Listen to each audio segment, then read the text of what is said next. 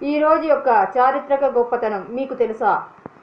2015 నుండి దేశ రాజ్యాంగ ప్రాముఖ్యతను స్మరించుకుంటూ, ముఖ్యంగా డాక్టర్ బిఆర్ అంబేద్కర్ మరియు రాజ్యాంగాన్ని రూపకల్పన చేసిన వారి కృషిని స్మరించుకుంటూ ఈ రోజును సంవిధాన దినోత్సవంగా జరుపుకుంటారు. 1949 నవంబర్ 25న భారత సంవిధాన సభ భారత రాజ్యాంగాన్ని ఆమోదించింది.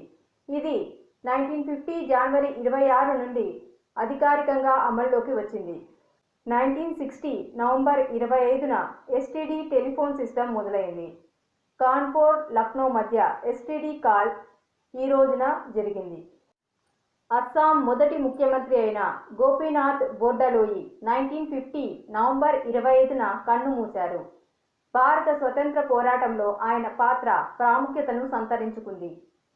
కథక్ డాన్సర్ సితారా దేవి గారు 2014 నవంబర్ 25న